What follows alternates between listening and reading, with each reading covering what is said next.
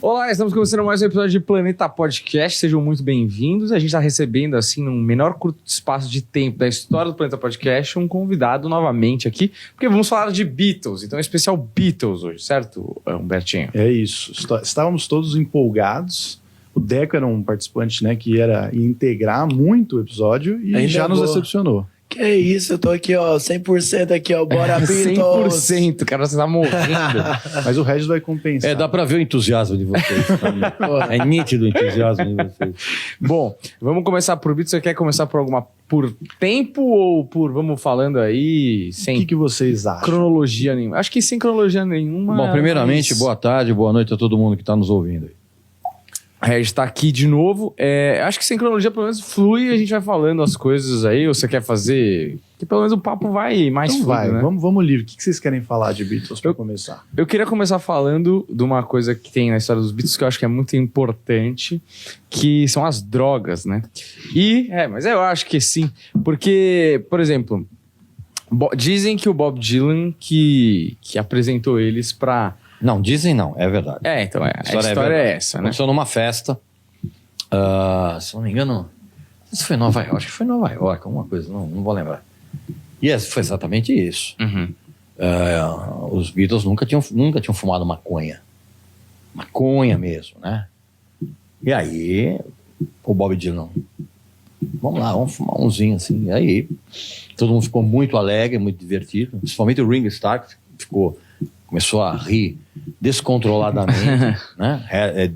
Dizem as testemunhas, né? Porque isso não foi devidamente fotografado. Eu acho que existem apenas algumas fotos do encontro, porque parece que era uma festa meio privada. Uhum. E sim, cara, essa história é verdadeira, e como também é verdade que o som da banda mudou depois. Embora o Lennon já fosse um admirador do Bob Dylan, mas assim, essa coisa do encontro com ele, desculpa, tô com tosse também. Aliás, eu tava com tosse na outra também. Não faz muito tempo também. Faz muito tempo, foi ontem, na verdade. Mas mudou o som da banda. Não tem a sombra de dúvida disso. Uhum. Dá pra você perceber isso do Rubber Soul em diante. Uhum. E vocês acham que mudou por que exatamente? Realmente um estado de consciência que se encontra, ou junto com as drogas vieram novas experiências, novos contatos? Eu acho que, assim, eu nunca usei drogas, né? A única droga que eu faço uso com uma certa constância é Fantaúva e o mate com leite lá do rei do mate. Acabei de fazer merchan agora, sem querer. Dane-se. Se isso render rei do mate pra mim, de graça, vai da vida, tá ótimo. Então, mas o que aparentemente aconteceu foi que e é preciso deixar muito claro que naquela época você consumir drogas, primeiro que você consumia drogas de melhor qualidade, isso é unânime, para qualquer pessoa que você entrevista, que tenha sido famosa naquela época, Keith Richards fala isso. Ele fala, cara, se eu estivesse hoje cheirando essa cocaína que tem aí, eu já tinha morrido. Uhum. Então, além de evidentemente as drogas tinham uma pureza maior, naquela época não se sabia dos efeitos das drogas. Você não tinha consciência de que isso poderia te fazer mal, que isso poderia deixar você pirado, que cada pessoa tem uma relação com a droga, ou qualquer que seja a substância, de uma maneira diferente. Então você não tinha esse caráter pernicioso. Então você usava a droga realmente para expandir a tua mente. E quando você está predisposto a isso acontece com qualquer artista, em qualquer manifestação. Quando você está predisposto a usar na sua arte uma expansão de mente provocada ao natural, obviamente você somatiza isso e você começa a criar de uma maneira diferente. Da mesma forma que aconteceu com os Beatles, essa influência, você não tem a sombra de dúvida que a eletrificação do som do Bob Dylan também foi por conta do encontro dos Beatles. Uhum. Então, na verdade, foi meio que uma simbiose, vamos dizer assim, em que ambos lucraram. Uhum. Antes disso, quando eles estavam em Hamburgo, eles já tomavam um rebitezinho, né? Licínio. As pílulas azuis, não é isso? Eu não sei qual que era a cor, não. Não, mas o rebite... não, provavelmente devia ser o Qualude. Eu lembro, Né, eu eu não sei falo se- Pelicínio, alguma coisa assim, não vou lembrar o nome do remédio. O que era muito famoso nos anos 60 era o Qualude. Uhum. E o Qualude era usado para você ficar acordado. É. O Keith Richards fala isso no livro dele, que ele tomava Qualude, por quê, cara? Porque o cara tinha acabado de fazer um show, ele tinha que sair, viajar, chegar e tocar de novo, não tinha tempo para dormir.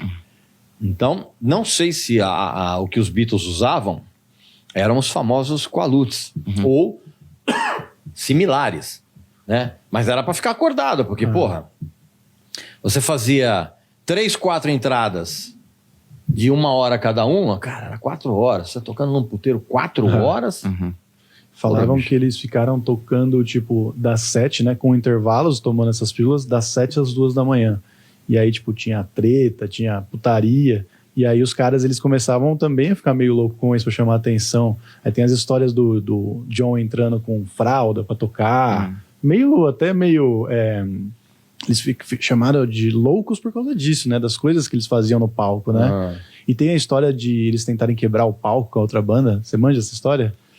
Cara, sabe o que acontece, bicho? A gente precisa tomar um certo cuidado quando a gente revisita a história de uma época com poucas testemunhas. Por quê, cara? Porque a tendência a você tornar fatos corriqueiros como lendas, e isso todo artista, toda banda fez e vai continuar fazendo, precisa tomar um certo cuidado com esse tipo de coisa. Tá entendendo? Esse período dos Beatles em Hamburgo, na Alemanha em geral, ele é muito falado, mas ele foi pouco testemunhado. Assim. Na literatura, eu sempre vejo gente contando essas histórias a partir da boca dos Beatles. Né? Não vejo muita gente... Então, assim, precisa tomar um certo Às vezes cuidado. é mais lenda do que... Essa história do John Lennon entrando com fralda no palco, sinceramente, eu duvido que tenha acontecido isso. Pela personalidade, você diz? Não, pela personalidade, cara. Porque eles estavam ali, cara, tocando, você entendendo? Eu sou dono de um bar, eu vejo uma banda que eu contratei entrar com fralda no palco, eu mando embora na hora. Sim. E eles não eram talentosos o suficiente para bancar isso. Então, assim, a não ser que alguém que chegue para mim e diga assim, olha, Regis, não, o fulano tava lá e viu e escreveu sobre isso. Porque fora isso, vai ter um monte de lenda, cara. Um monte de lenda. Mas A própria rivalidade entre os Stones e os Beatles foi uma lenda que foi criada. E até hoje tem gente que acredita nisso. Você acha que é mais os fãs do que eles mesmos, né? Porque eles mesmos acho que se davam bem pra caramba, né? Eles davam bem que eles deram a Wanna Be Your Man pros Stones. E é uma música dos Beatles. Então, mesmo hoje, aconteceu essa troca de farpas recentemente do Paul McCartney. Claro que é cascata, bicho. É uma maneira de dar uma fervidinha no nome dos caras. E o fã, o idiota de sempre, acredita, né? Porque o fã, ele gosta da lenda, às vezes é melhor que a verdade. Lógico. Então ele se apega a Existe isso. uma máxima no jornalismo que diz assim, quando a lenda é melhor que a realidade, publica-se a lenda. Então por aí você já vê. Eu, sinceramente, essa história de fralda, eu sinceramente, eu não acredito. Essa história eu vi num podcast que acho que o cara não chegou a terminar, mas ele fazia assim, quase praticamente ano a ano, e ele faz em espanhol, inglês e português. Eu não lembro o nome agora, mas é um Então, precisa ver a podcast. fonte também, tá entendendo? Mas esse negócio das drogas, que influencia muito o trabalho deles, por exemplo, em Sgt. Pepper, que até a psicodelia da parada toda, a galera fica se perguntando se não fossem as drogas, o que eles teriam feito também, né? Porque, cara, ali tá tudo muito encharcado dessa... Não só ele, né, cara? Não só os Beatles. Exato. Muitos deles, né? O próprio Dylan, os Stones, todo mundo. Né? E- Porque, como eu falei, cara, como não havia... Você não tinha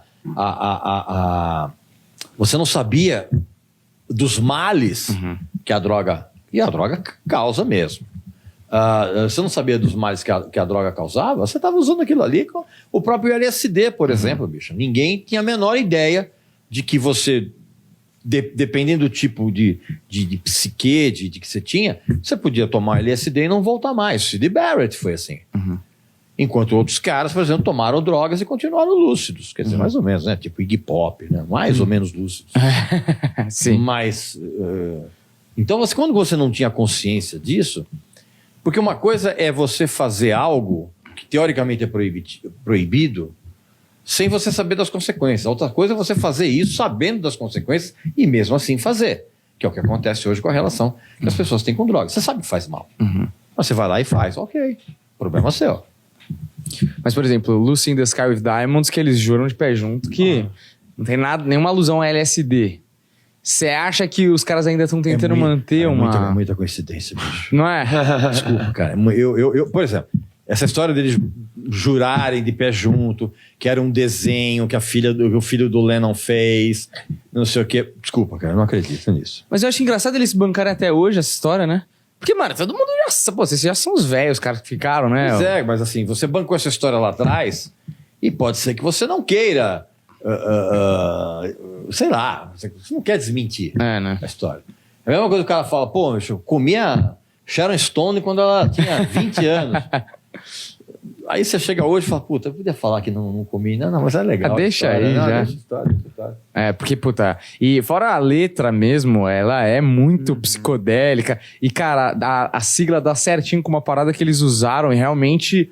Não só mudou a história deles como banda, como muita gente foi influenciada por essa parte psicodélica da banda, né? Sim, mas não só, mas assim, não só pelos Beatles, né, cara? Porque toda aquela cena de São Francisco, da segunda metade dos anos 60 em diante, ali foi realmente o berço da licergia. Você tá entendendo? Ali que você tinha o Timothy Leary fazendo as experiências, não sei o que, blá, blá, blá. Ali sim, aí vieram as bandas tipo The Byrds, que influenciaram também as bandas inglesas e as bandas europeias. Então, assim, era todo mundo. Oh, meu Deus, desculpa, perdão, gente. E a tosse de velho, né? Aquela tosse com tem um timbre mais agudo, né, cara? E quando você é jovem, você tosse meio grave, né? Quando é velho. Então, assim, muita gente foi influência, mas não necessariamente os Beatles foram a ponta de lança disso.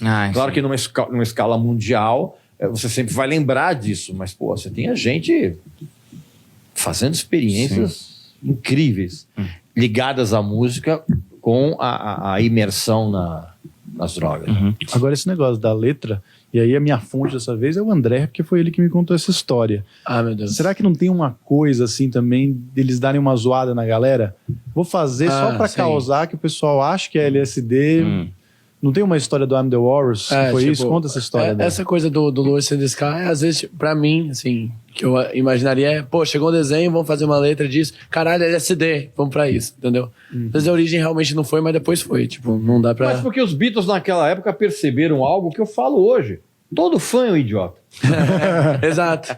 E aí, verdade. Tirar um sarro disso sem o próprio idiota que é fã saber.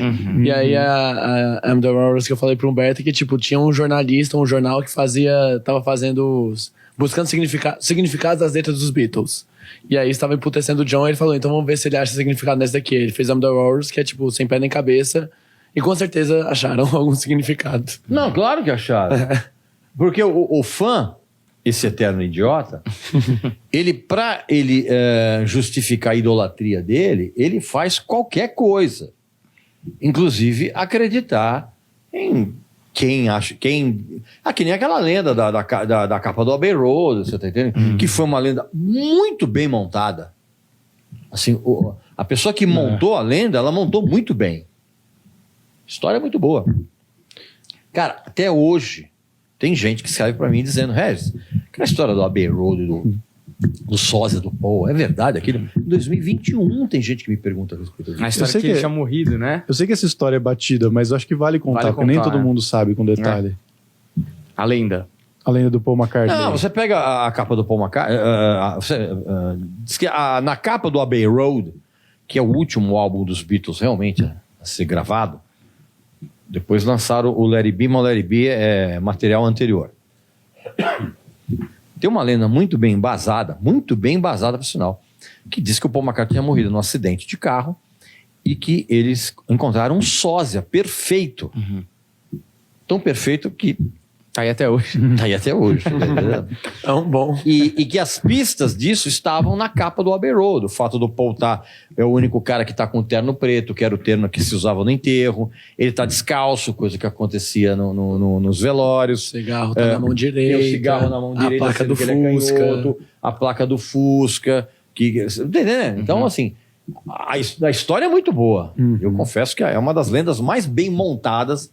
Mas é óbvio que é uma lenda, né? Mas tem gente que até hoje acredita nisso, cara. Porque a lenda é mais legal do que a história, cara, né? do que o simples fato de que os caras estavam atravessando ali em Abbey Road. Tinha a velhinha lá perguntando lá pra eles, tem as fotos lá. Cara. Mas é legal mesmo, essa parte do misticismo, mesmo que seja mentira, você fala, mano, se fosse real, puta história. Não é? Puta pedaço de história. entretenimento, Andy né? Kaufman, velho. Sim. É. Não, e a argumentação da teoria da conspiração é muito boa, cara. E será que eles, no dia, falaram, vou tirar, vou ficar descalço aqui? Acho que não, cara. Ele Acho tava que foi, natural, não, só cara. saíram do estúdio. Não. Ali foi um. Eu acho que saíram do estúdio sem. Cara, quantas vezes a gente toma determinadas atitudes, por exemplo, com uma intenção, e a pessoa vê aquilo e tem uma intenção completamente diferente. Acontece, cara. Mas é que realmente a lenda foi montada com uma argumentação. Né? Que nem o pessoal fala que o homem não foi pra Lua. A argumentação é muito boa. Tem o jogo de sombras, mas, meu, para, né? Os caras conseguem achar sinais até no Iluminados. É impressionante. Tem uma teoria que eu falei com o Maia, da 89, e ele meio que falou que é possível. Que existe uma rivalidade ali, mesmo que velada muitas vezes, entre o John e o Paul. E um comediante ouviu uma vez ele falar que um dos motivos pelo qual ele acha que o John quis sair foi a parada dele estar perdendo uma batalha do single, lado A, lado B. Que os últimos vinis, o Paul tava sempre no lado A e a música dele tava no lado B. Na verdade, era muito mais sério que isso. O John Lennon saiu, cara, porque ele sacou que o Paul tinha tomado conta da banda. De uma maneira quase ditatorial. Ele sacou, cara. Falou, meu, não vai ter espaço. E o Lennon, já fragilizado por aquela relação, como é que eu vou dizer, quase edipiana? Não, edipiana, isso. Com a Yoko. Ele tinha a Yoko como a substituta da mãe dele, emocional. E, obviamente, quando você já está nesse nível de piração, bicho, para você encontrar outras pirações, E ele sacou, cara, que o Paul realmente... E o Paul realmente tinha essa atitude, nos últimos tempos dos Beatles, ditatorial mesmo, o que emputeceu não só o John Lennon, mas também o George Harrison, que estava puto da vida, o Ringo Starr também... Então, teve uma hora que o Ringo Starr virou meio garoto de recado do Paul McCartney. Então, assim, eu não duvido, não. Mas eu acho que não é... Esse aspecto que o Maia levantou, na verdade, é só mais um dos pontos ditatoriais do Paul, cara. Mas ditatoriais você diz em relação a quê? Ele estava realmente acertando tanto? Não, ele estava acertando tanto que ele naturalmente se sentiu dono das rédeas. Na parte artística, e aí transbordou para outras questões, talvez mais de logística. Mas né? não tem como não transbordar. Porque quando você percebe que você está assumindo o controle de um negócio que antigamente não era tão... que era mais democrático, quando você assume a parada, é a mesma coisa quando o cara dá um golpe de Estado, ele toma o poder. Quando ele toma o poder, a primeira coisa que ele fala, não, vamos fazer eleições, cara. Ele tomou o poder no dia seguinte e já cancelou o negócio. Então o poder corrompe, cara. O poder sobe a cabeça. Sim. E uma coisa que é interessante dessa parada é que eles começaram a trocar farpas, né? Muito, assim. Tanto é que parece, assim, pelo menos se desenha um contraste muito forte ali em determinado momento, que o Paul é um cara do showbiz, que faz a música do entretenimento, e o John faz uma música que tem a intenção de ter um impacto mais social, cultural. E o John, ele chega a tirar sarro do Paul McCartney, falando que ele fazia música pra vovozinha, né? Sim, mas isso é verdade. A própria obra experimental do John Lennon com a Yoko, que rendeu aqueles discos horrorosos, você dá risada? Eu dou risada porque é verdade. Então, bom. É porque você não ouviu isso na época. A gente ouviu os discos na época. Não, teve que pagar, né, pra escutar. Não, e era um choque muito maior do que hoje. Então, assim, só por conta dessa produção dele, dá pra perceber que a cabeça dele estava em outra. Não tenha dúvida disso, cara. Mas eu fico confuso se... Porque eu acho que a produção do Paul ela é bem diversificada também. Nesses momentos que eles deram as viradas, ele virou junto. Então, mas isso você analisando sobre o aspecto comercial hoje. Porque você sabe que o Paul McCartney foi o cara, comercialmente falando, mais bem sucedido dos Beatles. Pós-Beatles. E quando eu falo comercialmente, bem sucedido comercialmente, eu nem me refiro ao começo. Porque o começo da carreira só do Paul McCartney não tinha grana nenhuma. Estava tudo preso pelos contratos da Apple. Tem um livro chamado Man on a Run, que é a história, é a biografia do Paul McCartney pós-Beatles. Cara, é um livro sensacional. Porque ele conta exatamente o fato do Paul, por exemplo, estar morando no interior da Inglaterra, numa fazenda, sem ter dinheiro para comprar pão. Tinha que pedir emprestado pro pai da Linda. Por quê? Porque o dinheiro do Paul McCartney estava parado nos contratos com a Apple, que sempre foi deficitário. Aliás, um dos motivos dos Beatles ter acabado é exatamente o fracasso da Apple como um empreendimento. Então, hoje a gente analisa a carreira do Paul, sob o ponto de vista de sucesso comercial, olhando para trás. Mas na época não dava para você saber isso. Até porque o primeiro disco do Paul McCartney, por exemplo, que eu gosto bastante, é um disco extremamente rudimentar. Então, assim, a gente analisa, é preciso você analisar como é que rolava aquilo no contexto daquela época. Porque eu fico pensando se não existia se a birra não potencializava certas coisas. Porque... Vamos sempre colocar. Potencializa. Então, mas por exemplo, eu acho que o John Lennon, aí vou colocar aqui hoje eu tô jogando, tá? Não sei nada, tô só viajando aqui. O John Lennon, em algum momento ali, todos eles foram pra Índia, todos eles pregavam a paz, contra a guerra, todos eles estavam nessa vibe. Mas o John Lennon, ele foi um pouco demais. Sabe, tipo o Thiago York dançando agora? Sabe, esse negócio de vão me rasgar e... Que tipo, mano... Tá, eu entendi o que você tá querendo dizer, mas tá passando um pouco do ponto do que todo mundo tá fazendo aqui, no sentido de que eu não sei, eu não digo que ele mergulhou mais do que os outros, não, cara. Eu acho que ele saiu dessa experiência com um preceito, mas um preceito mais cínico do que em relação, por exemplo... Porque o único cara que acreditava mesmo nessa parada era o George Harrison. Ele sim, mergulhou. O Ringo foi pela diversão... Paul McCartney, mais ou menos. Dessa experiência na oriental, vamos dizer assim, o George saiu realmente convicto daquilo, e o Lennon saiu, cara, mas ele manteve o cinismo que ele sempre teve. Então, essa coisa do discurso pacifista, tanto que você vê que o discurso pacifista do John Lennon veio depois que os Beatles acabaram. Outra influência oriental, né? As pessoas têm... Sabe o que eu acho, cara? A gente precisa parar de dar a importância para Yoko que ela não teve. Todo mundo fala, os Beatles acabaram por causa da Yoko, não sei o que. Não, nada disso. A Yoko era levada para lá pela mão pelo John Lennon, que o John Lennon falou, cara, se a Yoko não tiver, eu não vou. Por isso que os Beatles toleraram, os outros caras toleraram. Porque o cara estava numa trip de infantilização tão grande que ele não conseguia ficar num ambiente sem Yoko. Agora, Yoko dava palpite em coisa. Você acha que o Paul McCartney ia deixar isso? Paul McCartney, inclusive o Paul McCartney, centralizador como ele sempre foi, imagina. Então, as pessoas precisam parar e pensar o seguinte: Yoko acabou com os Beatles. Não, cara, o que acabou com os Beatles foi a loucura do John Lennon, dentre outras coisas, de ter uma dependência emocional maluca em relação a Yoko. Mas, assim, é um papel que não tem que ser superestimado.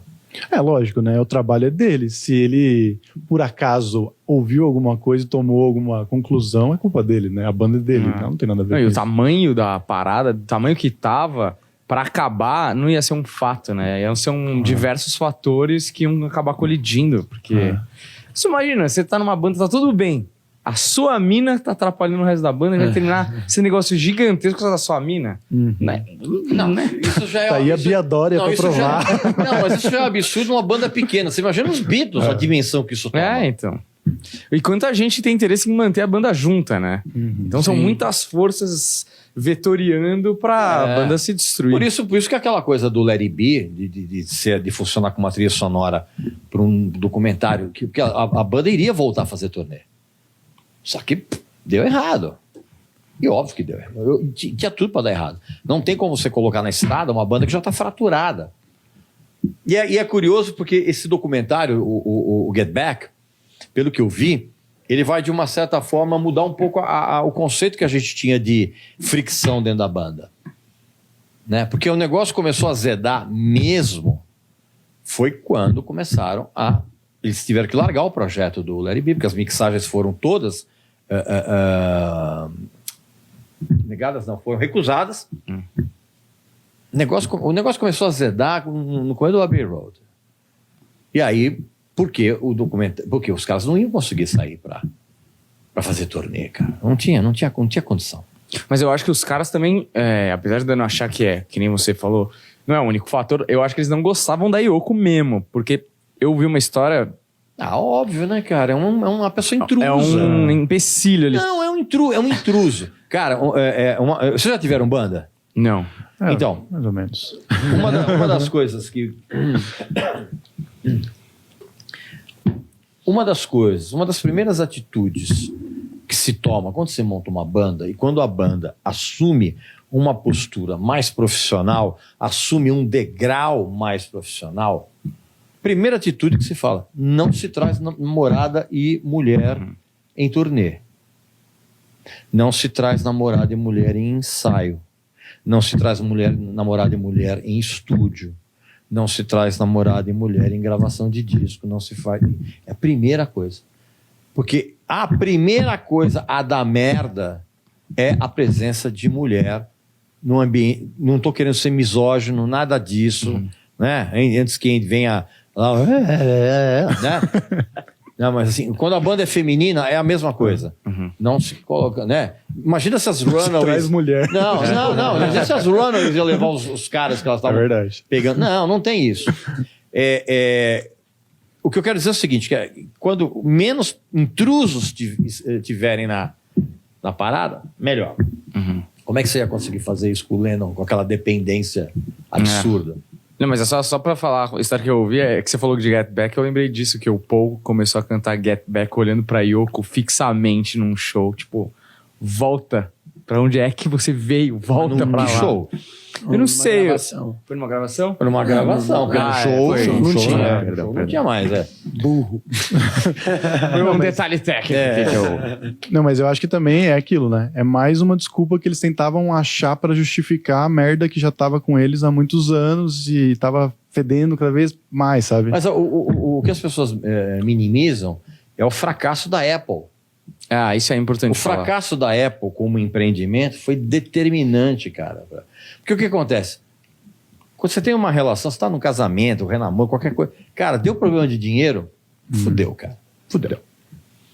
E ali, esse problema da Apple acabou com a relação entre os quatro. Os caras eram 4 sócios de uma empresa que não só deu muito errado, como deu muito prejuízo. E as pessoas precisam entender, cara, mais uma vez a gente fala aí, cara, ter uma banda é uma empresa. Ter um problema de dinheiro. Outra coisa, os Beatles iam sair em turnê. Eles não chegaram a um acordo no contrato. Porque quando você sai em turnê, cara, você tem que fazer um contrato entre si para saber como é que as coisas vão funcionar na turnê. Mas Vai lá. Não, eu saber o que rolou exatamente. da Apple, né? Isso que Porque eu falo. eles criaram a Apple porque eles estavam... É o que eu sei, daí você me corrige se eu estiver errado. Que eles criaram a Apple porque tinha dado tudo errado com o Brian Epstein lá, uns acordos que ele fechou errados e eles estavam ganhando muito pouco. E aí rolou a saída do Brian Epstein, começaram os primeiros atritos entre eles. Não saiu? Não, ele morreu. Não, mas ele saiu antes Ele de saiu ter a desse overdose. mundo. Ele saiu desse não, mundo. mas foi antes, né? Não, ele era empresário dos É? Beatles quando ele morreu. Ele ainda era? Era. E eu sei que ali começou as primeiras brigas e aí eles criaram a Apple para resolver esse problema, não foi isso? Eles criaram a Apple, na verdade, como uma válvula de escape contábil e criativa para os problemas que estavam acontecendo. Eles achavam que eles, contratando determinados artistas, por exemplo, que iam vender muitos discos, e isso de uma certa forma iria para o bolso deles. Né? A empresa é nossa. E eles tiveram um casting muito legal. Eles contrataram a Mary...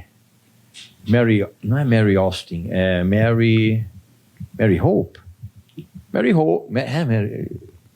Não, meu Deus do céu, peraí. Mary Hopkins. Mary Hopkins. Eu não pesquisei. Tá? Mary Hopkins. Lembrei que ele não gosta, mas eu lembrei que é... Badfinger, umas bandas legais. Mas evidentemente que você está ali e outra, cara, você está sob o sistema o sistema britânico de imposto de renda, que é um negócio tão diabolicamente tirânico que as bandas passaram a morar fora da Inglaterra, para gravar fora para escapar do imposto de renda britânico. Então tem uma série de complicações jurídico-burocráticas que fizeram a Apple, não só ela deu um prejuízo imenso, ela deu um prejuízo absurdo a cada um dos 4. E no meio do caminho disso rolou os direitos autorais ficarem meio que no ar. E aí teve a compra não. Cara, tem uma coisa que as pessoas entenderam o seguinte. Primeiro, você tem direito autoral de compositor. A grande maioria das canções dos Beatles não foram compostas com o Lennon e com o Paul McCartney em parceria. Ou era um, ou era outro. No começo, eles ainda compunham juntos. Mas depois, cara, era cada um. Só que eles tinham um acordo firmado em contrato. Não era acordo Palavrão. firmado em contrato. Porque isso que deixava o George Harrison puto. Porque o George Harrison, ele contribuía muito para as canções e o crédito não ia para ele, não, cara. É outra coisa. Esse foi um dos motivos pelos quais ele abandonou os Beatles temporariamente. Então, então na hora que você põe dinheiro, bicho... Mas não tem uma coisa do... Eu acho que essa foi uma das coisas que o Epstein talvez tenha errado pra caramba, que rolou uma parada de... Quando eles foram assinar a parada de royalties, era assim, uma porcentagem bizarra, assim. Mas sempre era. Sempre foi. Mas era tipo... O royalty em cima de discos vendidos, ele é ridículo. Ridículo. Assim, o negócio... Cada caso, evidentemente, é um caso. Mas, se você tem uma ideia, um dos melhores acordos de royalties em cima de venda de discos foi o Prince que conseguiu. E ele conseguiu 8%. Ele ganhava 8% do valor de cada disco comprovadamente vendido dele. 8% é o melhor acordo que um artista já conseguiu fazer. Então, daí você tem uma ideia de como eram as coisas nos anos 60. Porque... nem foi, uma cagada nem foi tão grande assim, né? Eu sei que... Mas lá na frente os caras se fuderam também, porque o nosso amigo Michael Jackson, Exato. esse ponto que é importante, comprou esses direitos, né? Mas por quê? Porque os direitos não pertenciam aos caras. Ele comprou os direitos dos fonogramas da EMI. Por isso que o Paul McCartney rompeu com ele. Porque o que o Michael Jackson comprou foi o direito dos fonogramas.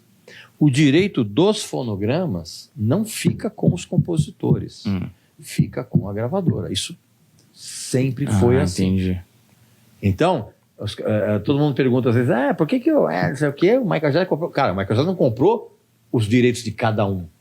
Foi lá e, aqui vou comprar. Não, cara, foi direto na EMI. A EMI já estava quebrando, embora isso veio acontecer somente algumas algumas décadas depois, mas assim, cara, um império como a EMI começa, não quebra de um dia para a noite. Já estavam mal de dinheiro. Claro que essa informação não era disseminada publicamente, porque isso senão faria cair as ações na bolsa, aquela coisa toda. Cara, existe uma série de trâmites por trás da história de gravadoras e bandas, não sei o que, blá, blá, blá, que o fã idiota, ele acha que não, sabe? Não, cara, mas é assim. E a questão que fica é por que nenhum deles foi lá e comprou antes, né? Não sei se eles Cara, você tentaram. tem dinheiro pra isso. É muito Cara, dinheiro, né? É muito dinheiro, cara. E só um cara como o Michael Jackson poderia comprar os direitos dos fonogramas dos Beatles, e pode ter certeza que ele não pagou à vista, não. Só que o Michael Jackson, o império do Michael Jackson, o que o Michael Jackson recebia de grana, porque ele também fez um acordo muito bom com a Epic, e isso também, de uma certa forma, facilitou toda a transação. Então, cara, quando você não compra a composição, você compra o fonograma. Só para explicar, o que é o fonograma? Fonograma é a música que você ouve. Certo. Áudio, né? Tudo A gravação, né? É o fonograma. Essa é a canção. Uhum. E aí esse é um direito. E aí você tem um outro direito, que é o direito de composição, que é letra e música. Uhum. Isso é um outro contrato. Sim. Então você tem um contrato de compositor, você tem um contrato de fonograma. Por isso que quando uma banda grava um álbum, esse álbum não é do compositor. Esse álbum é da gravadora.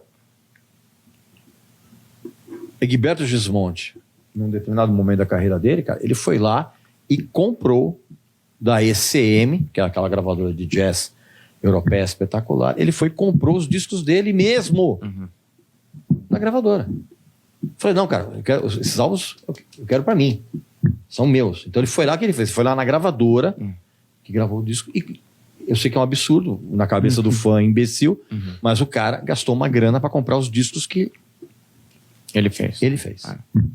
E é foda, né? Porque naquele momento que o Michael Jackson comprou as gravações, eles não tinham mais os Beatles pra poder regravar. Fala, porque não, é só a gente ir pro estúdio novo e regravar. Não, essa possibilidade não existe. É aquilo que ficou eternizado. É aquilo que ficou. Já era. Uma coisa que a galera falava também era que os outros Beatles, também é uma lenda, não sei se procede, eles tinham um pouco de raiva do Paul McCartney porque ele queria passar muita imagem de bom moço.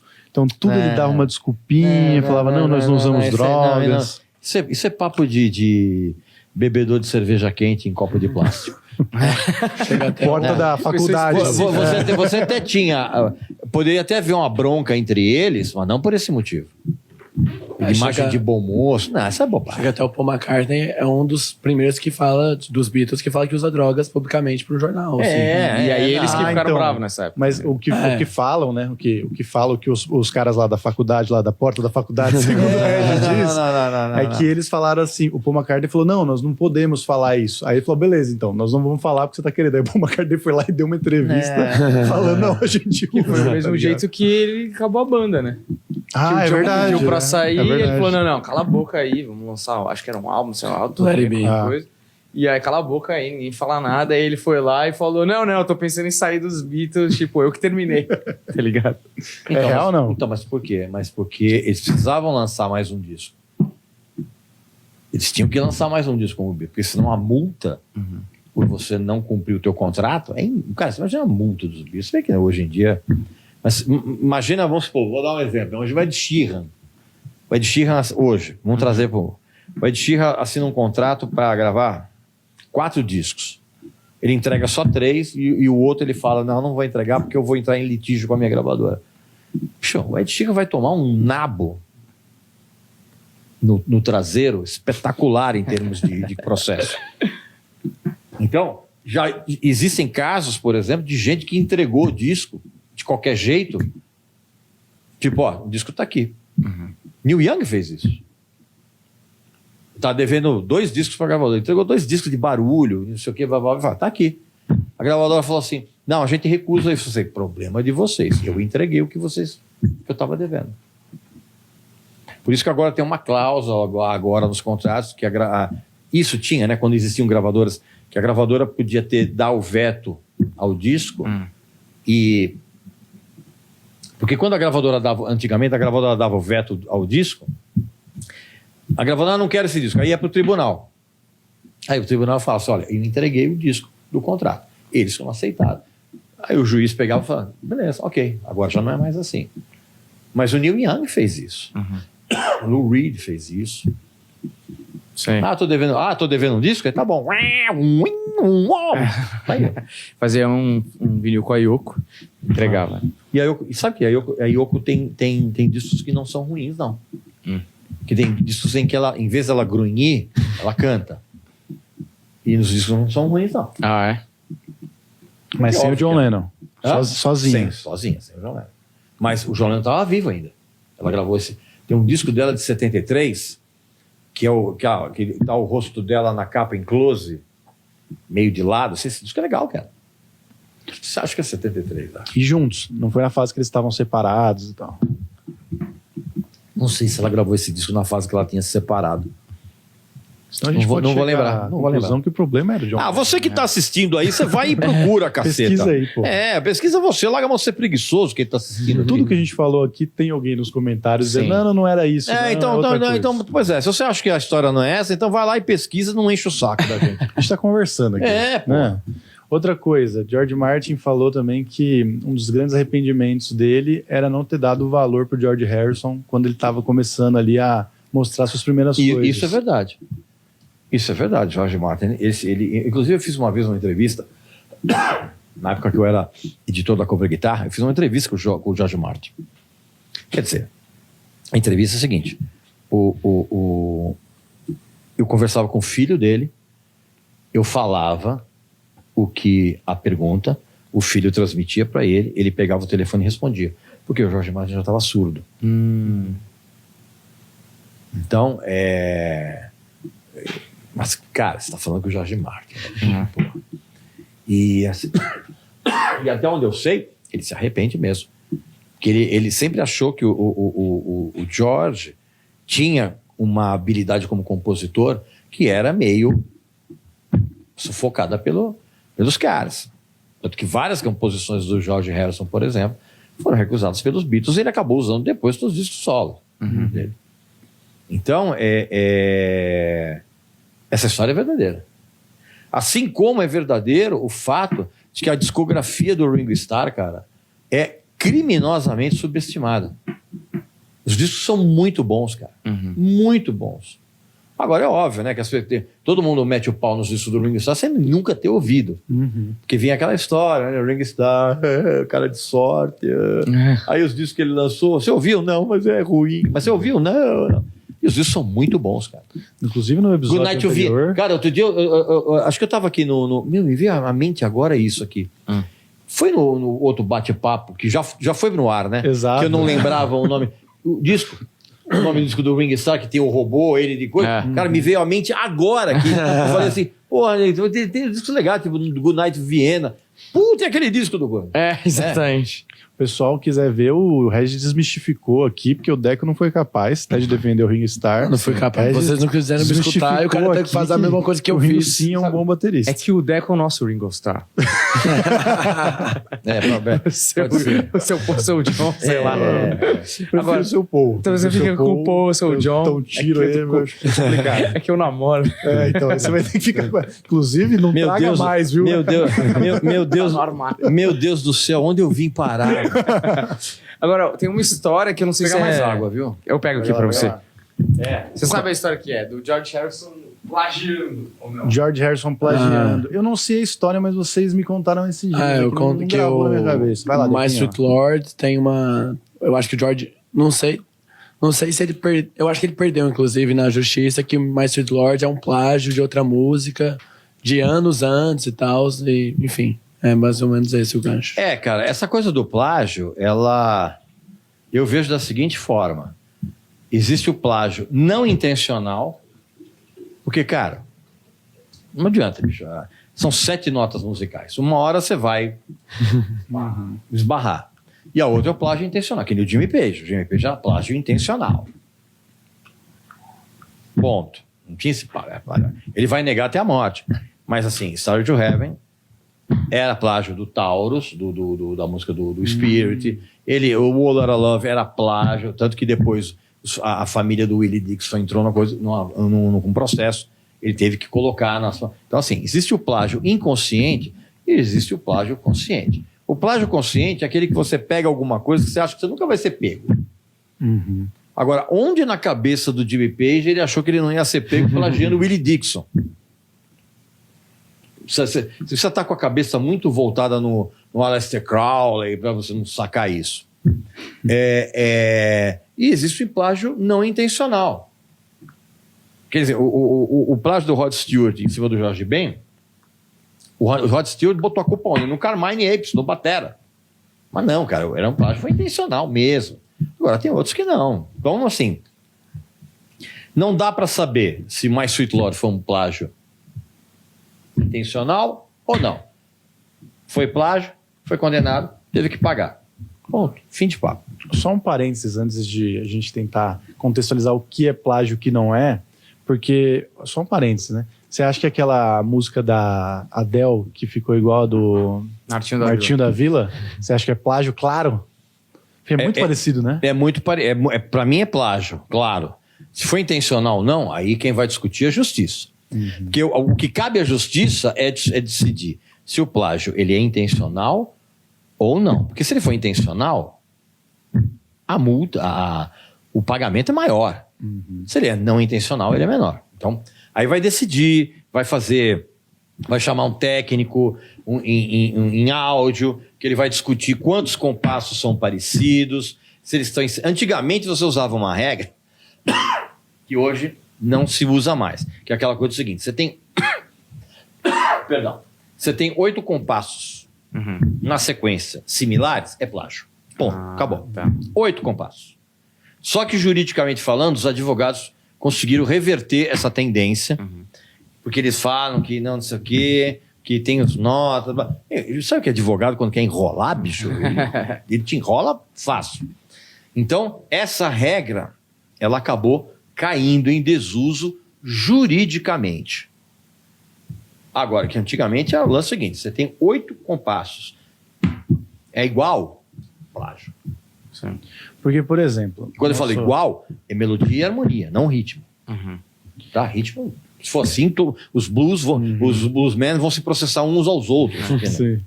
Porque, por exemplo, nosso menino Tarantino aqui gosta de fazer referências em suas obras. Você até falou de Oasis, né? Vamos pegar uma música, Don't Look Back in Anger, que ele começa com Imagine claramente, assim.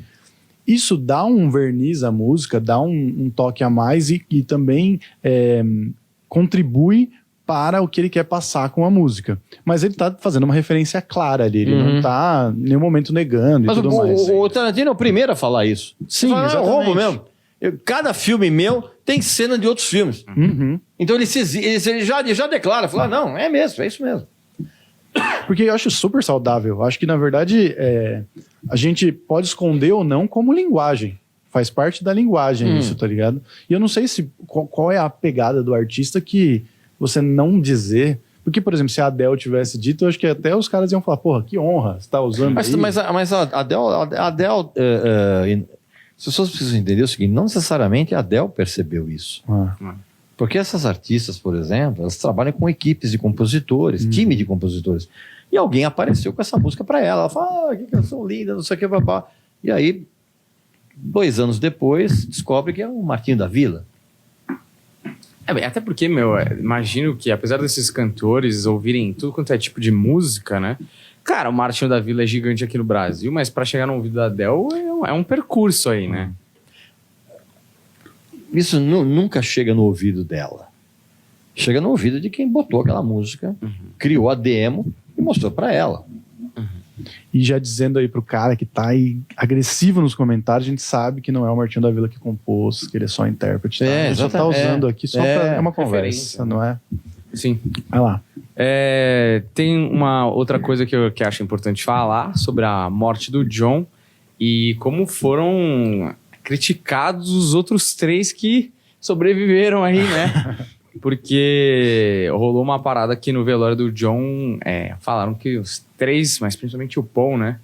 Tava apático e sem resposta à morte do John, que imagino eu, porra, seu amigo morre de um dia pro outro, num assassinato na frente do apartamento. Então, mas não pode ter esse sommelier de reação. Sabe? Porque agora tem.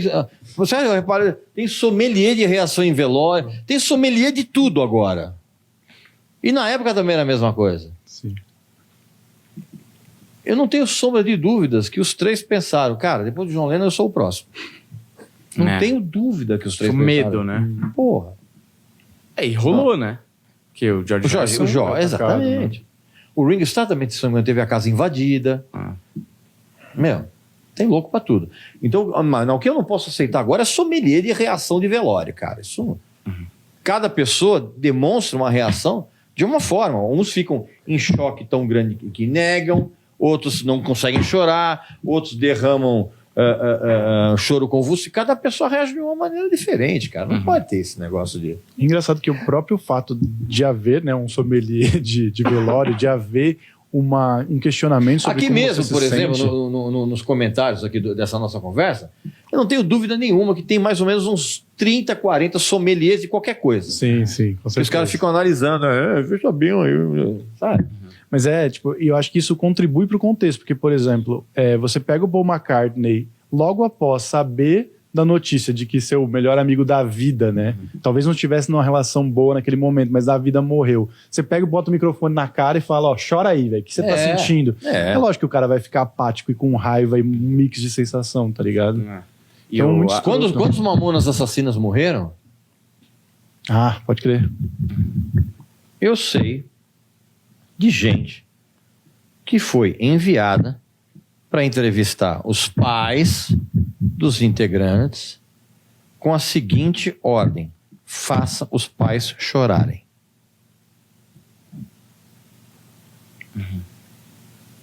Isso dá bem a real dimensão de como funciona essa fiscalização de emoções, cara, alheia. O negócio meu.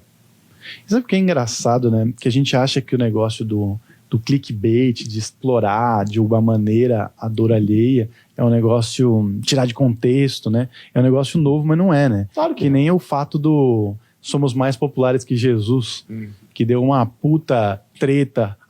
Muito bom, né? Porque os caras ficaram putos com ele. Quem foi brigar com ele foi a Ku Klux Klan. Fala, porra, eu prefiro muito do lado do John Lennon, que falou uma merda, que nem falou, que tava fora de contexto, né? Vamos explicar essa situação? Todo mundo sabe, mas eu acho bom. Se todo mundo sabe, não precisa explicar. Todo mundo sabe essa história? Você sabe, e outra coisa, se você está assistindo aqui, você não sabe do que se trata, vai lá, www.google.com, põe lá, John Lennon, Jesus Cristo, aí você vai entender a história. Não enche o saco. Mas ele não falou isso exatamente. Eu acredito que falou sim. Não, ele falou exatamente, mas tirado de um puta contexto. Sim, Tipo, exatamente. O contexto é, eles estão viajando pra Filipinas, que é um país onde o catolicismo não é tão forte, aí caralho, estão mais populares que Jesus, porque a gente tá indo num país onde Jesus não tá. Mas Pelo contrário. O Filipinas é o maior país católico. Então foi outro país. E provavelmente... não, Filipinas teve outro problema, esquece. Confundi, é outro problema. Você também tá doidão também. Buddy Holly tá doidão aí, né? Hoje... Esse aqui o pessoal acha que é cantando. A gente tem umas vários convidados e a gente tá fazendo um clipping de momentos que o convidado dá uma humilhada no Deco. Que são vários já. E aí, esse momento a gente mas não é humilhado. Não, assim, foi de boa. Não é Teve humilhado. vários... Olha, vamos dizer que eu estou contradizendo... Exato. Com agressividade. Com razão. E com desprezo. Com razão e com desprezo. Mas e os Beatles, hein? Mas é isso. Eles estavam em países onde o catolicismo não era tão forte. E aí ele falou, estamos mais populares que Jesus. Aí na thumb botaram sou mais John popular que Lennon Jesus. humilha Jesus Cristo. Mas é isso, né? Você retira do contexto o que lhe é conveniente.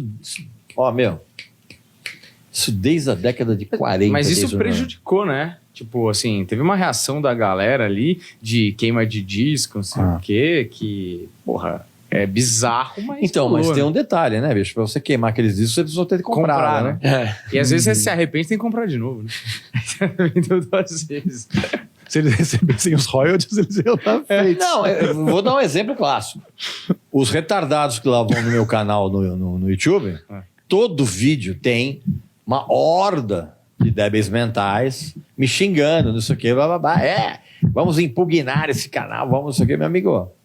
Continua, porque isso aí, em termos de como é que eu vou dizer? Engajamento, maravilhoso. Pode continuar. Essa foi a maior polêmica da história dos Beatles, assim, ou será que teve outra, Dex? Você falou das Filipinas, eu nem sabia o que é. Puta, cara, isso é... Não, das Filipinas foi aquela merda que deu lá, que eles deram o cano no ditador, o Ferdinando Marcos, e na mulher dele, né, bicho? E os caras escaparam por pouco de ser presos e saíram de lá, eles saíram de lá apanhando da polícia. Mas deram um cano como? Ia ter um show? Ia ter um Marcaram, jantar, não é? O lance é o seguinte, marcaram uma cerimônia oficial para os Beatles serem recebidos pela Imelda Marcos, que era a mulher do Ferdinando Marcos, que era o ditador da coisa. E não sei o que aconteceu, ou os caras não quiseram ir, ou esqueceram de falar, eles não apareceram lá, bicho. A mulher ficou louca, bicho. Se eu não me engano, não teve os shows, né? Se eu não me engano, não rolaram acho que não teve. Eles saíram de lá, bicho, os Beatles, açoitados. Assim, fizeram um corredor polonês entre o saguão do aeroporto e o avião, e os caras apanharam, bicho. E eles apanham lá com umas varas. Por isso que eles falaram, cara, a gente nunca mais vai fazer show em lugar nenhum. Essa experiência terrível foi marcante para os Beatles terem decidido. Eles já não queriam fazer, né? Mas aí falaram, agora chega, né? Eu acho que até na mesma turnê eles foram pro Japão, eles foram tocar no Budokan, que é um templo religioso lá. Sim. E aí, tipo, meio que o pessoal ficou, pô, mas é um templo religioso e tal. Não foi que nem a Filipina, mas também teve protestos assim na frente. O Budokan, na verdade, era um grande complexo como se fosse um ginásio imenso. Né? Mas ele era usado até então para cultos budistas e a coisa toda. E cultos budistas? Não, é o Japão, é de terra. Enfim, olha, os eventos religiosos lá. E depois dos Beatles, o Budokan passou um local onde toda a banda grande se apresenta, até hoje. Quer dizer, até pré-pandemia, banda... o Coldplay vai tocar no Japão. Aonde?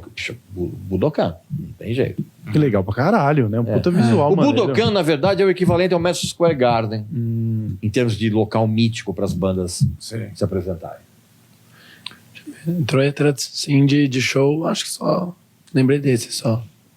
Não, e é essa coisa, né? Tipo, eles falaram que pararam de fazer show porque não estavam se ouvindo, não tem uma história assim? Então, tem uma piada sensacional, né? Que também não se sabe se é verdadeira, que os Beatles fizeram um show, não sei se foi aquele show especificamente do Shea Stadium. A piada é muito boa, que se ela fosse verdade seria maravilhosa.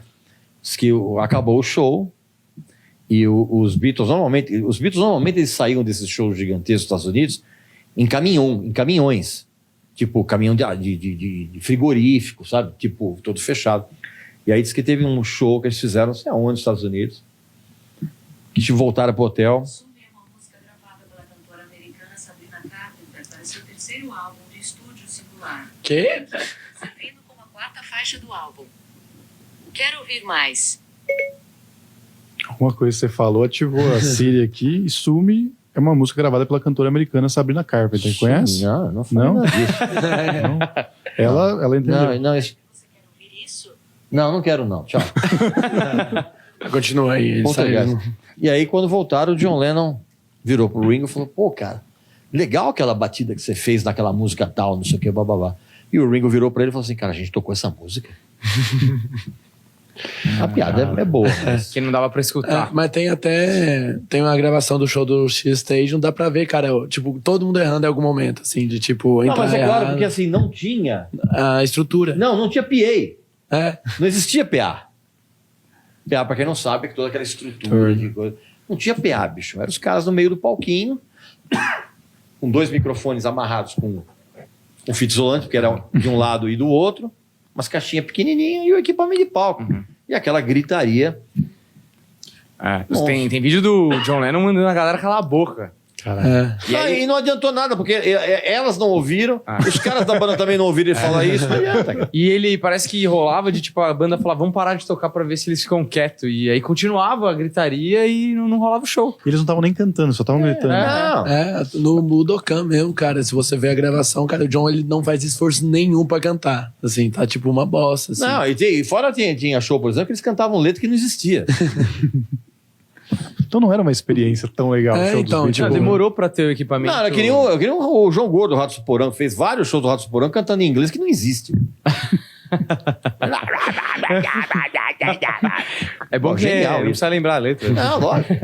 Mas a piada que eu mais gosto dos Beatles, falam que o George Harrison é um dos caras mais engraçados dos Beatles, assim. E quando ele sofreu esse atentado, que ele tomou umas facadas, né? Acho uma facada, sei lá. Falou que quando ele entrou na ambulância, ele virou pro enfermeiro e falou assim, por que essas porra nunca acontecem com os Stones? Porque o John Lennon já tinha morrido, né? Você fala, mano, puta cara espirituoso falar isso na hora de, mano, tá quase morrendo ali, velho. Cara foda, né? Cara, até... Isso é verdade também. Não sei. Tem outra também do George, que eles estão dando uma entrevista, perguntar, qual que é o seu tipo de mulher? Ele escreve, o John, qual é o seu tipo de mulher? Ele fala, minha esposa. Aí o George, qual é o seu tipo de mulher? A esposa do John.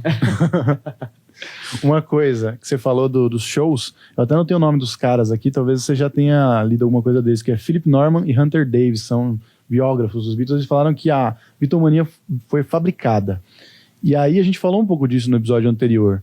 Mas eu fico confuso, que eu peguei isso aqui fora de contexto também na pesquisa, e eu fico confuso se ele está dizendo que foi fabricada por causa do Brian Epstein bolar um marketing em volta, ou se aquilo ali não estava realmente acontecendo tão grandiosamente quanto a gente viu nos documentários e tal. Ele falou no sentido de que aquilo foi estratégia de marketing mesmo. O Brian Epstein, ele contratava umas garotas para ficar gritando. Olha aí, para que da hora. ficar, e no começo, para ficar gritando, as roupas eram descosturadas previamente para rasgar, entendeu? Caralho, mortadela e coxinha. Só que isso depois começou todo mundo a ver isso acontecer, aí virou massa bovina, como é que eu vou dizer, sem ordem, aí propagou de vez, mas assim, o começo foi armado. Sim. Você tem uma fila grande, tu fica olhando por que é.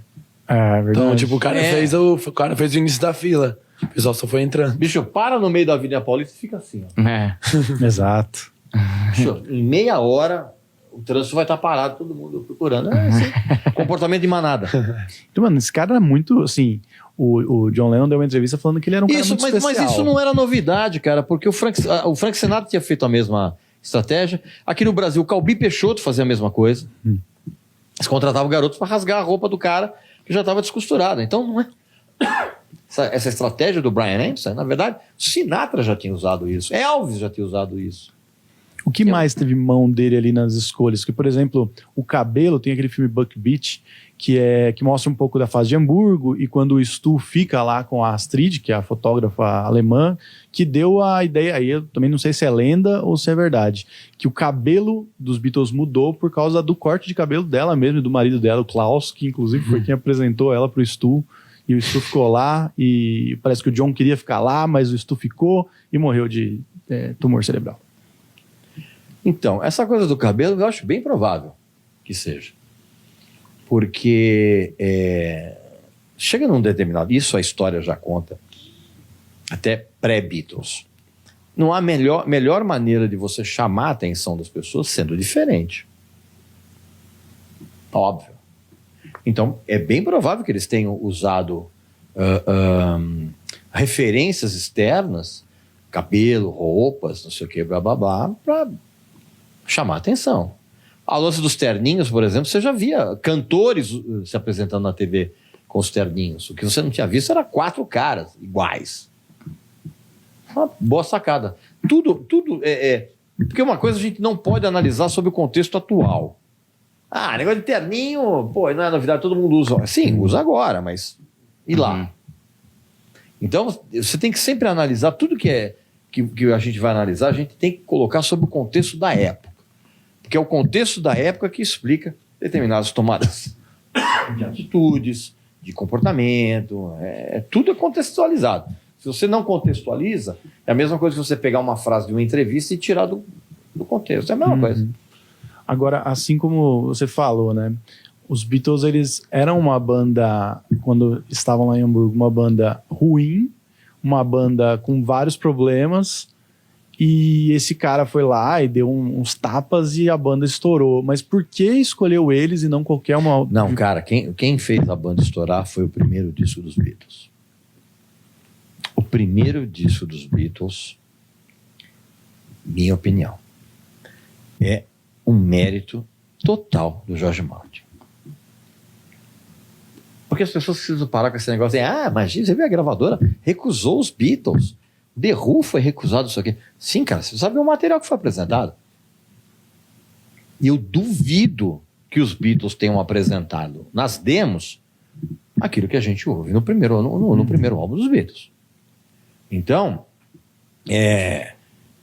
não tenha dúvida que assim, o mérito não foi à toa que o George Martin produziu todos os discos, porque ele foi uma figura fundamental para transformar aquele som rude que os Beatles tinham desde os tempos de Hamburgo, e inclusive quando o Brian Epstein gravou a demo, bancou a demo e levou nas gravadoras e todo mundo recusou, era uma demo tosca. É compreensível que alguém não tivesse ouvido aquilo ali e falar, não, vai dar muito trabalho mexer nisso. Alguém chegou para o George Martin, que já tinha um ouvido treinado por conta do fato de ser um especialista em trilhas, ele ouviu alguma coisa ali que ele falou, é possível. Então, o mérito ali é muito dos caras. Então, a gente também precisa analisar esse tipo de coisa. Talvez os Beatles não tivessem sido o que eles foram a partir do primeiro disco, se não fosse o George Martin. Se tivesse isso caído numa mão de um outro produtor qualquer, a banda talvez soasse como qualquer outra bandinha da época. E aí? Chega até no Let It Be mesmo, a versão original não agrada tanto, não agradou o Paul na época, nem os outros, porque acho que não foi o George Martin que produziu, foi outro cara e tal.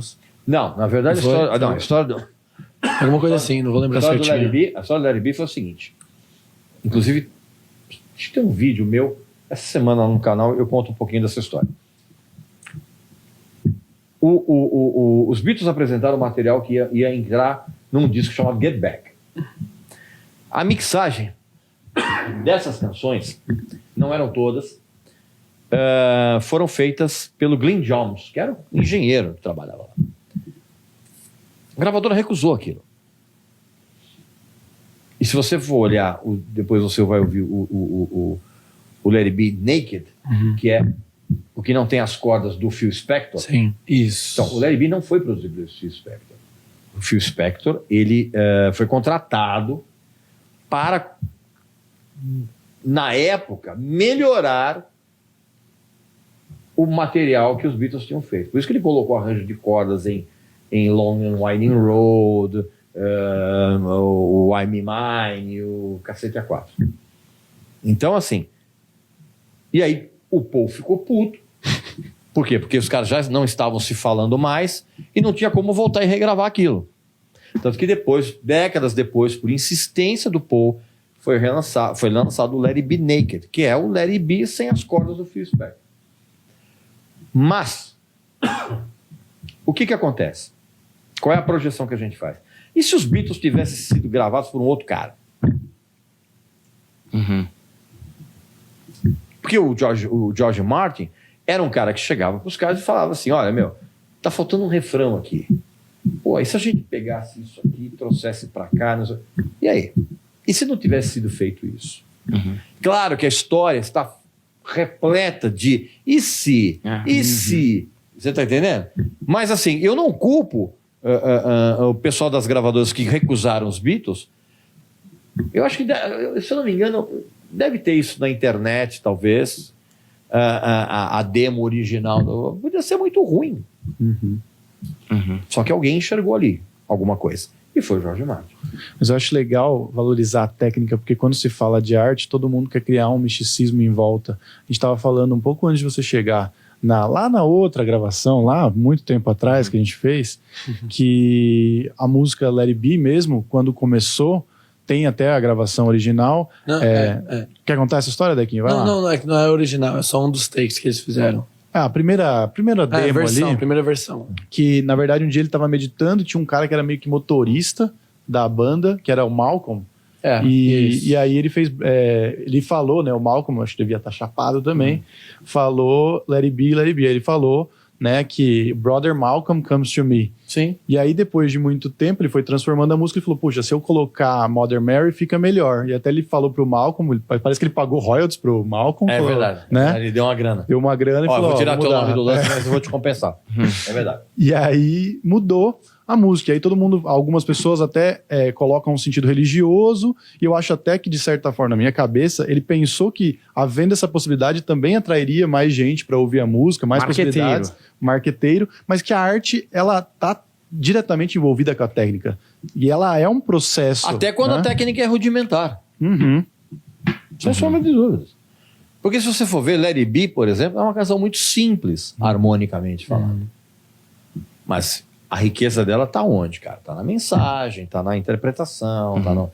Então, é por isso que eu sempre falo. A pessoa fala, mas a música tem 3 acordes. Beleza, bicho. Pô, se forem os 3 acordes certinhos, é jogo. É preciso técnica para isso? É preciso você ter técnica até na hora de abrir mão da técnica. Cara, eu não vou... Não, aqui, eu vou botar solo aqui? Não vou. Não vou. Aqui não vou botar porque não precisa disso. Então, para você tomar determinadas atitudes técnicas ou não, você precisa ser muito técnico para dizer que você não precisa usar técnica. Nem que isso já esteja inerente na sua linguagem depois de anos de experiência. Não, né? O AC/DC, por exemplo, o melhor guitarrista não era o Angus Young. O melhor guitarrista era o Malcolm. Inclusive nos solos. E o Angus Young fala isso. Ele falou, cara, vocês acham que eu sou um bom guitarrista? Vocês não viram meu irmão tocando. Só que o Malcolm Young, ele abriu mão da técnica que ele tinha para oferecer uma base absolutamente poderosa, porque era aquilo que o som do AC/DC precisava. Então, é isso que eu falo. Para você abrir mão da técnica, é preciso você ter muita técnica. Porque você sabe aonde você vai abrir mão, quando você vai abrir mão disso. É ter todas as ferramentas para poder não usar alguma. Né? Lógico. O especialista é aquele cara que fala que não, aí não vou usar isso aqui não. Eu estou escrevendo um texto. Não. O que eu estou escrevendo aqui está muito extinção de linguiça. Exato. O Hemingway falava, já falei isso algumas vezes aqui. Nessa frase, acho que escrever é a arte de cortar. Exatamente. Falar Por isso que o suficiente. editor é tão importante. Por isso que o editor é importante numa empresa de livros, por isso que o produtor é fundamental no estúdio. Essa coisa de banda se autoproduzir, cara, é um negócio que você tem que fazer isso depois que você cria uma experiência muito grande, e mesmo assim eu sou contra. Porque o produtor, um dos grandes papéis do produtor é ele funcionar como o advogado do diabo. Não tem apego emocional. Falar, bicho, isso que você tá fazendo é uma merda. Por quê? Porque é uma merda, olha só. Tá vendo? Mas eu gosto. Dane-se, é ruim. Tchau. Esse é o papel do produtor. Sim. Bom, você quer falar mais alguma coisa? Eu acho que a gente só pontuar, né, esse documentário Get Back que vai sair hoje, né? Nós estamos lançando hoje, gravando ao vivo aqui, Aliás, quando vai sair efetivamente essa porra? Hoje, dia 25, no dia do lançamento 25 do de Get Back. novembro. O documentário hoje.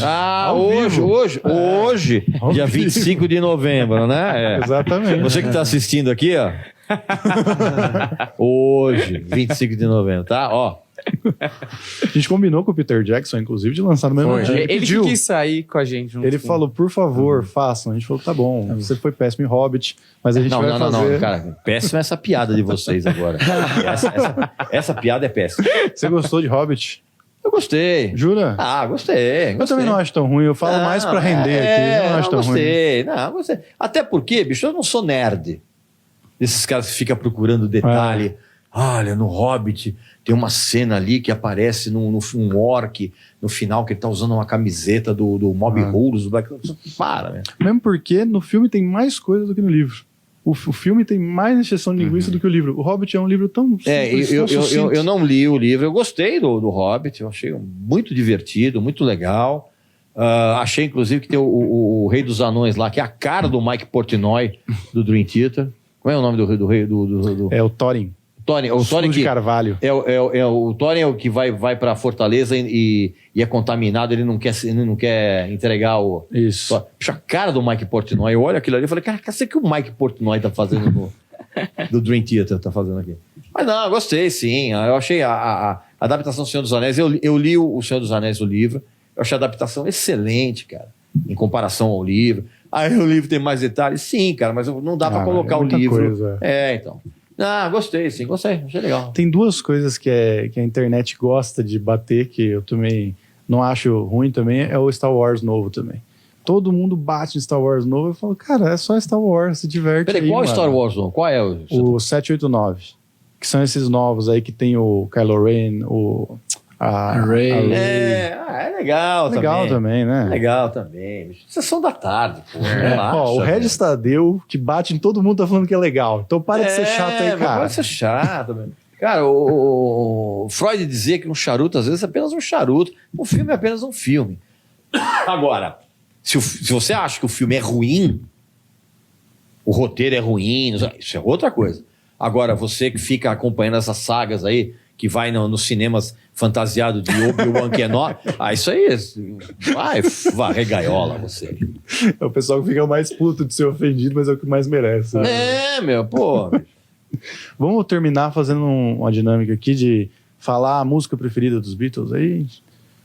O que vocês acham? todo mundo? Mas pode, Todo mundo. não precisa Eu ia ser falar- da banda ou pode ser de qualquer um Algumas, deles? vai. Vamos falar algumas. Eu ia porque não dá pra falar escolher algumas. algumas. Sim. Eu não vou falar 5 melhores, porque eu já falei que esse negócio de melhor é subjetivo. As 5 As favoritas. melhores cinco pra você. favoritos. Isso, favoritos. Ok. É, Favoritos. 5 músicas. Isso. Dos Beatles, não carreira solo. Beatles. Beatles. Aí pode falar o Beatle favorito também. A gente pode até entrar num debate aqui aflorado, botar uma thumb Aflorado. sensacionalista. Qual o Beatle favorito? Não, Regis Tadeu Paul chama McCartney. integrantes de retardado. Pra mim, Paul o meu McCartney. Beatle favorito é Paul McCartney. Meu também. As 5 melhores canções são a minha favorita quase sempre, que é Paperback Writer, que eu acho rock and roll sensacional.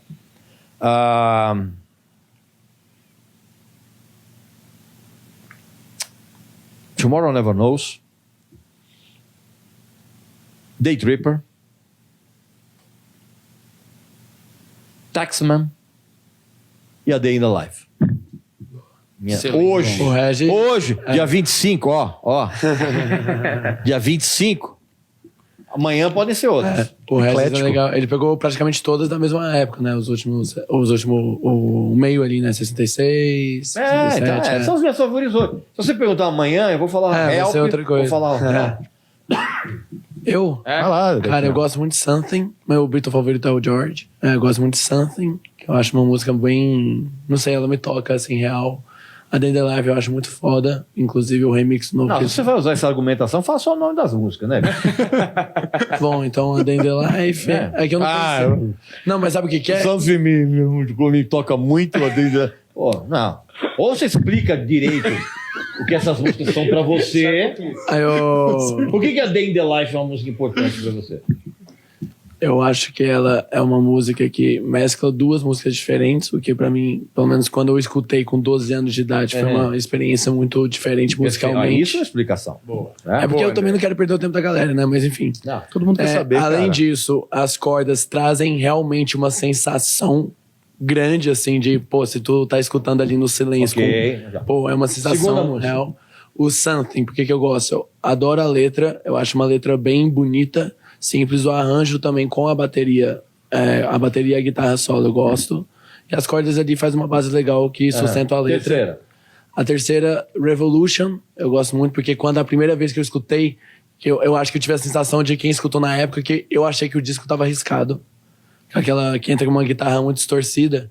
E eu pausei, eu lembro que eu pausei o player lá e voltei pra falar, caralho, deu um erro. Se você tivesse ouvido isso no LP, você não teria essa sensação. É. Ok. Mas aí, Quatro. Revolution, cara, é muito! Tá bom, 3 Então tá já. bom. Tá bom, então. Até pra você dar essa desafinada, é melhor. Eu tô rouco! Eu tô rouco! Cara, vai ser o Fred Mercury prateado. Né?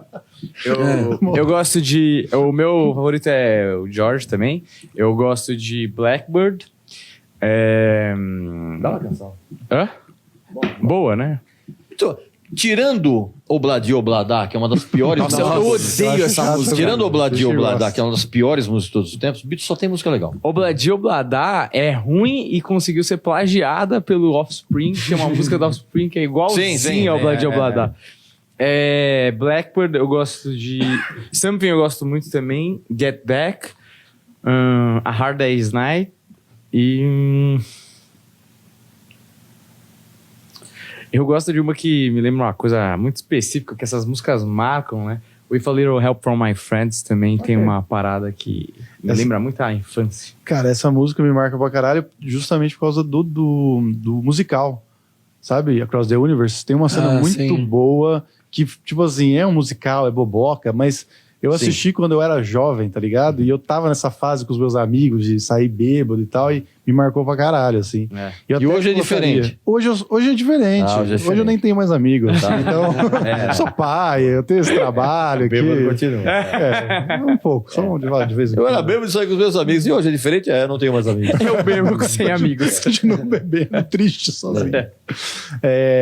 Cara, tô tentando lembrar o nome da música, e uma vez a gente tava tendo essa conversa aqui, exatamente igual, e eu falei, caralho, como é o nome dessa música? Sempre foi uma das Canta minhas aí. preferidas, que é Close Your Eyes. All My Lovin'. All My Lovin', porque All My É tão Lovin'... preferida que você não sabe o Mas título. não, mas se você soubesse a minha memória aqui, é uma das piores, Ele erra o nome do filho. porque talvez eu também use outras coisas. Ele usou muito cigarrinho de chocolate, Isso né? Tá falando? isso acontece. Talvez tenha me prejudicado um pouco. Mas essa música eu acho que fala muito com a gente, que é comediante também, da mesma forma que ele estaria cantando pra garota dele quando ele tava saindo. Isso eu lembro quando eu tava começando a fazer comédia, que eu tava muito apaixonado também. E Paul McCartney veio pro Brasil, eu lembro que essa música me tocou muito. E Here Today, porque Here Today até eu anotei aqui, acabei não falando na hora. Mas, cara, se algum dia alguém teve dúvida que o Paul McCartney sentia alguma coisa pelo John Lennon quando ele morreu, depois quando ele compõe Here Today, tipo, é uma das maiores declarações de amor, mais bonitas, mais simples e sinceras. Então, acho que é das minhas preferidas. E seu preferido é o Paul. Paul McCartney, com certeza. Ah, que bom. Ninguém escolheu o John aqui. Chato pra caralho. Chatão Puta que que pariu, pariu, né? Puta Zé Ong do caralho. Chato. E o Ringo é o Ringo, né? É. E o Ringo é o Ringo, né? Eu espero sinceramente que todas as pessoas que estejam assistindo isso aqui saiam daqui pelo menos com vontade de ouvir os discos do Ringo Starr. Porque é uma discografia criminosamente subestimada, cara. Eu gosto do Regis quando ele dá indicações, que você indicou um livro e cantores também. No último, se você quiser... Eu vou abrir esse espaço aqui, se quiser fazer qualquer outra indicação musical, de qualquer coisa de filme dos Beatles. Pode ser do universo dos Beatles ou não. Não, o Zé Ruela que está assistindo aqui a gente, se ele sair daqui e ouvir a discografia do Ringo Starr em ordem cronológica, até o final, e ele falar assim, pô, realmente os discos são muito bons, o trabalho aqui já está feito. Valeu já. Tá valendo. Maravilhoso. Alguma consideração, Humbertinho? Acho que não, acho que cumprimos, falamos sobre Beatles, tô orgulhoso, foi divertido. Foi. Temos que fazer mais especiais de banda. É, legal. Não é? De banda e de outras coisas, né? Não é? Porque filme. Tem um Falta especial isso. que o Regis vai adorar de Chaves.